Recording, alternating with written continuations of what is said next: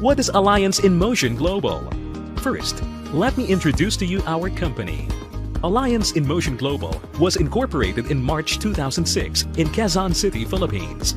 And since then, it has established itself in more than 100 branches all over the Philippines and in different countries such as Hawaii, Taiwan, Dubai, Singapore, Nigeria, Ghana, and Kuwait, and is continually expanding globally. It is duly registered in the Philippine Securities and Exchange Commission, the Department of Trade and Industry, and the Philippine Food and Drug Administration. It has earned distinction and recognition from several prominent industry bodies, including abroad, for its excellence and phenomenal growth. It leads the network marketing industry with its distinctive marketing strategies, exemplary leadership, and excellent product lines. In September 2013, it was awarded by the Multi-Level Marketing International Association, or MLMIA, an association of MLM and direct sales companies worldwide, which is strongly committed to the advancement of the rapidly growing network marketing industry as the fastest emerging company in Asia. The first ever award given to a 100% Filipino-owned company. As of 2013, AIM Global has further improved its infrastructure to support growing demand of its products worldwide by building its own manufacturing facility for its beverage division, as well as acquiring its own corporate headquarters. An exceptional feat for an MLM direct sales company that started barely 8 years ago. Since its establishment in 2006, Alliance in Motion Global has created more than 800 self-made millionaires, proving it has an effective system of turning people from all walks of life to extraordinary individuals. AIM Global was founded by 3 young, dynamic, and successful network marketing distributors, headed by its visionary president and CEO, Dr. Eduardo Cabantog, awarded as among the Philippines' 10 most outstanding entrepreneurs of 2010 by the Entrepreneur magazine and recognized by the MLMIA as among the best of the best in the industry. Vice President for Sales and Marketing, Raymond John Asperin, a dynamic and charismatic leader hailed as a millionaire maker in the industry. And Vice President for Finance, Francis Miguel, known as the mentor of all mentors because of his unmatched experience in the field of network marketing. He was also recognized as one of the most outstanding businessmen in his hometown. The vast experience and passion of these leaders, coupled with their innovative spirit, have catapulted AIM Global to unprecedented heights, breaking previous records held by pioneers in the industry. It is important to know that the plan to achieve your dreams is partnered with dedicated people who have the integrity and passion to make sure that your dream continues. So follow your dreams. Decide now for your future. At Alliance in Motion Global, we will help you build the life that you and your family deserve. Join us now.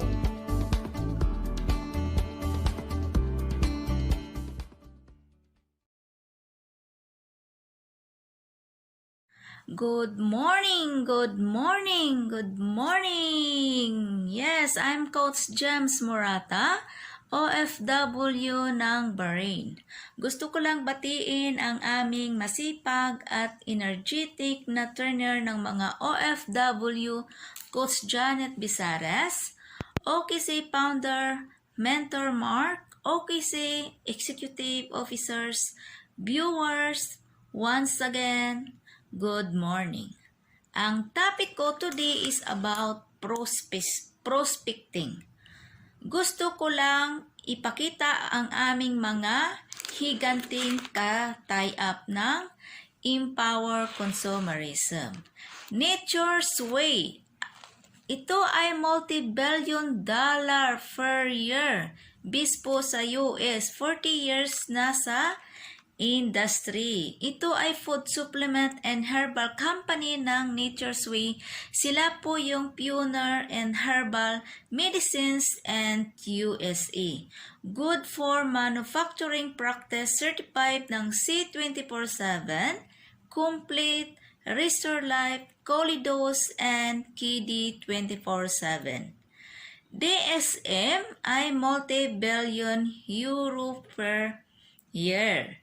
Ito po ay manufacturing po siya ng Risperidone and Lycopene. Ang AMS, ito ay multi-billion per year based po sa Japan. Manufacturing po sila ng ating pampagandang Perfect White. So sa Wither, ito ay multi-billion dollar per year based po sa USA and more than 70 years and expertise na nag-innovate dietary supplement like our Born Tablet, Born Shake, Born Ice Mate, and Born Coffee. So ito yung 4 nating higanting company na katay-up ng Empower Consumerism. So sa business natin, kailangan natin makapag-produce ng resulta ng ating ginagawa. Sa ating negosyo, marami tayong dapat malaman, especially skill. Ito yung mga nagtutulak sa atin para maging successful ang ating business. Kasi if you don't have training, hindi mo alam yung mga sistema na pinasukan mong negosyo, ay talagang hindi ka magsasucess. Kaya kailangan po natin ang training, especially dito sa mga skill. Isa dito sa skill na kailangan natin matutunan, ito yung magbibigay sa atin ng pag-aasinso para magka-resulta tayo. At magkaroon syempre ng mga kasama nating downline sa ating grupo. Dahil sila yung katuwang natin na palaguin ang ating network or organization. So, kailangan natin practicein ang mga skill. Gawin natin, ihahabit natin ang ating sarili na kailangan lang palagi paulit-ulit gawin para ma-practice ang ating sarili. Lahat naman ng bagay ay pinag-aralan, kaya tayo ay nagsasaksid nagsasakid sa isang bagay dahil sa pagsisikap natin na malaman yung dapat nating pag-aralan. Especially dito sa Empowered Consumerism, kailangan po natin pag-aralan ang mga ito. So ito po yung mga essential para sa ating business kung paano tayo mag-succeed. Ito po yung online materials na kailangan natin kapag tayo ay mag-prospect sa online. So, cellphone. Siyempre, kailangan natin dito ang cellphone. Kailangan po natin makasupport ng Facebook, Instagram, or Twitter. So, kailangan natin yung cellphone na nakasupport ng network, yung pwede nakakonek sa Wi-Fi or internet. Ito yung kadalasan na mga prospect ko na gusto ko kausapin. Yung reason ay mahina ang internet connection. Pero sa isang entrepreneur, especially dito kapag isa kang Empower Consumerism ka na, kailangan mo rin magkaroon ng stable internet connection. Kailangan mo rin paglaanan para sa internet mo para kapag may gustong sumali sa'yo, may mag-inquire sa'yo, ay hindi ka na mag-loss connection sa kanila. Pwede laptop, pwede iPad. Ito yung powerful gadget para sa ating negosyo. Kailangan po natin kasi kapag mayroon tayong prospect na malayo, like for example OFW, kailangan ng powerful na gadget para ma-send mo lahat ang mga kailangan. So, pwede laptop or iPad.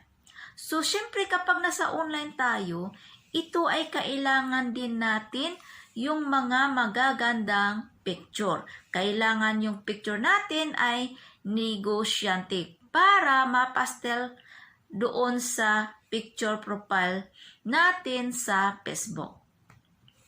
At syempre, kailangan din natin maglagay ng message doon sa baba ng ating picture profile. Yun yung tinatawag doon na bio. Syempre, kailangan din natin ng marketing plan.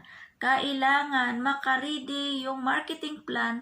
Kailangan nakaredy yung marketing plan. Dapat alam mo para in case na may magtanong sa'yo, alam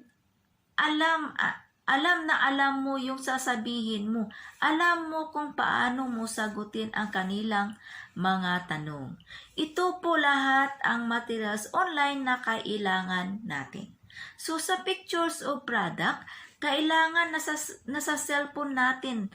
Dapat nakaredy yung mga picture ng ating product para ready kapag tinatanong ka, Gemma, please, pasahan mo ako ng picture ng vitamin C at Restore Life. So, mabilis na lang. Pag-send mo ng picture, doon na nagtatanong dahil naka-ready ka. So, kailangan ka prepared always. Prepared. Kailangan naka-equip ka sa lahat ng mga possible na kailangan ng ating prospect. So, picture our office. Ipakita din natin yung building ng ating office sa Pasig habang nakita nila yung building ay magtiwala yung tao sa'yo. Kasi ang laki ng ating building para sa atin lahat yun. Ipakita natin kung gaano kalaki ang ating building doon sa head office. Ito ay for approval ng company or ang Empower Consumerism ay napakaganda, napakalaki ng ating company dito sa Empower Consumerism.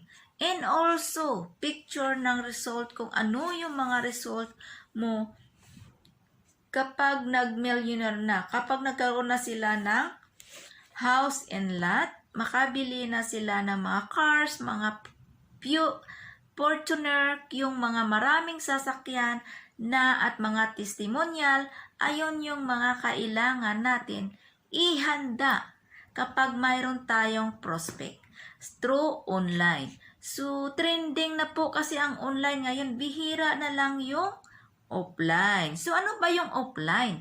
Ito yung like inside the office, inside the center, inside the building, or inside the house kung saan tayo nag-meet or nagkakandak ng mga training. Ano naman yung online? Ito yung ginagawa natin, yung business through online dahil sa pandemic. Next is yung prospect list. Dapat mayroon tayong prospect list. Ano nga bang gamit ng prospect list? Dito natin tinitake down ang mga pangalan, telephone number, address, or some information ng ating prospect. Kailangan po nandoon yung mga oras, lugar, kung taga saan yung prospect natin. Siyempre, name. Ito yung pinaka-importante ang mga ito. So, huwag na lang natin ilagay sa isip natin na tama na yung Facebook. Nakilala mo siya doon. Alam mo na yung pangalan niya. Like for example, nakilala ko sa Facebook si Coach Rhea Di Quinto. Pero hindi ko alam kung taga saan siya. Kasi kailangan mo din yung mga information na yan para kapag nagkita kami or gusto ko siyang puntahan ay alam ko kung taga saan siya. At syempre kapag meron din siyang telephone number at mayroon kang gustong i-share sa kanya through phone ay napakadali na lang. Yun, pag-contact mo sa kanya, so ito yung prospecting list natin. Sa brand, a brand is an identifying symbol, mark, logo, name, word, or sentence that companies use to distinguish their product from other. Combinations of one or more of those elements can be utilized to create a brand identity. So, ito yung brand na ginagamit natin. Kung ano yung brand natin. Example, mayroon akong personal brand. Ako naman, ang brand na ginagamit ko tuwing mag-prospect ako ay online sa Facebook. Ang Facebook ay ang daming Pilipino ang gumagamit ng brand na ito dito sa social media. Pilipino ang number 1, ang pinakamaraming gumagamit ng Facebook. The question is, what is your brand sa social media? Of course, Facebook ang napakaraming taong gumagamit dahil hindi lang pala doon sa nakilala ko. Kundi halos lahat. So ito yung tanong, kung ano yung brand mo sa social media tuwing mag-prospect ka. Something to do activities. Dito naman sa personal brand, ito yung something na yung ginagawang mag-personal activity mo. Ang personal brand ko naman ay pag-attend ng training at paggawa ng presentation and video presentation at na-promote bilang coach. So, ito yung personal brand ko. So, mayroon tayong 2 types of prospecting. Number 1 is active prospecting and number 2, passive prospecting. Ito yung prospect na hawak mo na makukontrol mo kung ilan ang tao na i-prospect mo or iimbitahan mo or kausapin mo depende sa kaya mo. Kung kaya mong mag-prospect, kaya mong kausapin ang 20 per day, ay very good. Dahil the more the better, kung marami kang pinoprospect, syempre mas marami kang kinakausap na mas marami kang mai-invite. Sa passive prospecting, ito naman ay hindi mo na makukontrol. Ito yung mga tao na sila na mismo yung lalapit sa'yo na hindi mo na sila kailangan kukontakin. Hindi mo na sila kailangan i-message dahil sila na yung kusang lalapit. Sa kadami ng tao na gusto magtanong sa iyo about the opportunity ay hindi mo na alam ang gagawin mo. So ito yung tinatawag na passive prospecting, pero mangyari lamang ito passive prospecting kapag ikaw ay magaling na sa skill, magaling na sumagot, naka-equip ka na ng knowledge, mga idea sa lahat ng itatanong sa'yo. Pero mas i-entertain natin yung active prospecting. Ito yung mga bago, ito yung ikaw ang mga prospect, ikaw yung mag-list ng mga prospect na ito. Ikaw yung magko-control dahil yung control ay nasa sayo. Ikaw ang magdidikta sa sarili mo kung ilan yung kaya mong kausapin per day. Maximum, pwede 5, pwede 10, depende sa kaya mo. So, sa active prospecting ay mayroon tayong 3 types of market. Cold market, warm market, and hot market. Sa cold market, ito naman yung mga hindi natin kakilala. Wala tayong relationship sa kanila. Ito yung mga bago andito sa cold market. Ito yung tinatawag nating cold market. Ang warm market ay sila naman yung mga kakilala, mga kaibigan, ka-chat, mga kapitbahay, mga kakilala mo, mga friends ng friends mo, at syempre pagdating sa usapan na yung mga tao na ito, kakilala niya, kaibigan ng kaibigan mo. Kapag na-meet mo sila ay magiging kaibigan mo rin sila dahil makilala mo din sila. Hot market, ito yung kahit anong i-import mo ay willing silang bumili at kahit anong klaseng import mo sa kanila na opportunity business ay hindi kanila tatanggihan. So ito yung mga under ng hot market. So mayroon tayong two types of approach. Approach kung paano natin i-approach ang isang tao, isang kakilala o isang kaibigan or mismong nating family. Number 1 is lead with the product. Indirect approach. Example, ate, baka may kakilala kang gusto magpaputi. May magandang kaming products. Pero kung sinabing wala, ay okay lang. Yun ang way mo na mag-approach ng isang products. So, lead of opportunity. Same, indirect approach. Miss, baka may kakilala kang naghahanap ng extra income na kahit part-time lang. Kung meron, pwede mo bang i-introduce sa akin? Kung wala, okay lang. So, sa direct approach, example, sis, baka gusto mong kumita ng extra income kahit part-time lang, kahit 2 to 3 hours kada araw. Kapag ayaw, okay lang. Wag mag-focus sa outcome. Bigyan mo ng oras, hindi pa tamang araw para sa kanya. Hindi ibig sabihin na araw ay parang habang buhay. No, means not now. Tandaan, it all begin with your mindset. Lagi itama ang mindset. Basic skill to master in network marketing. So, mayroon tayong prospecting, inviting, presenting, closing, follow-up, and setting expectation. So, ano naman yung prospecting? Ito yung mga bago mag-add ng mga friends, mag-cancel muna ng mga friend request para iwas block. After mag-cancel ng friend request, pwede uli mag-send. Pwede mga OFW or other country. So, bawat Facebook katawan at mag-add ng mga friends hanggang 1,000 katao.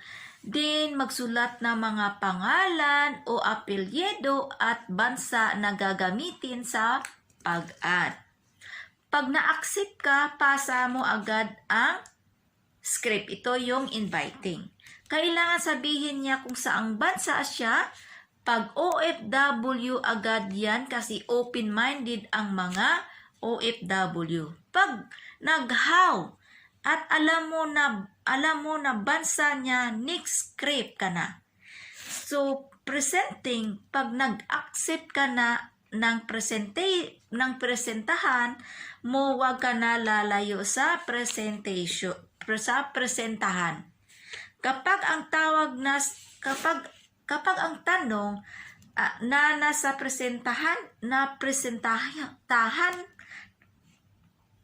nasa presentation naman, sabihin mo, panoorin or basahin mo na ang presentation.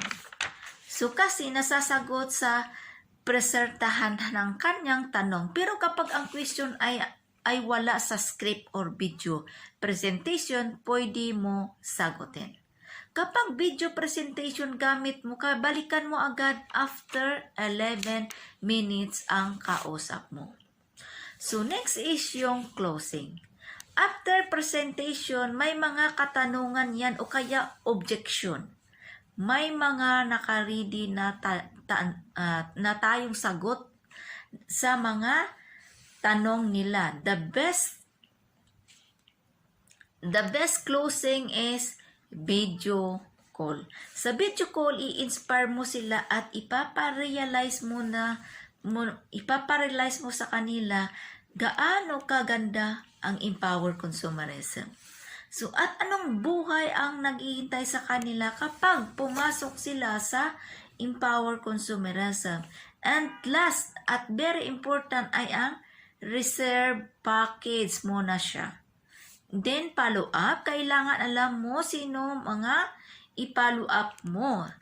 Then, success story sa inbox nila at follow up kung napanood nila ito.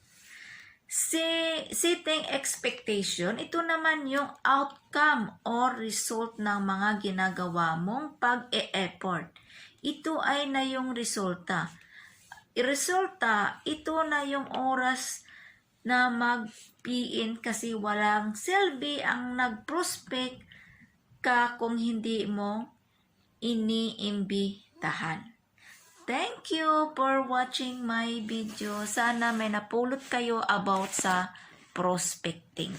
Thank you. Bye guys.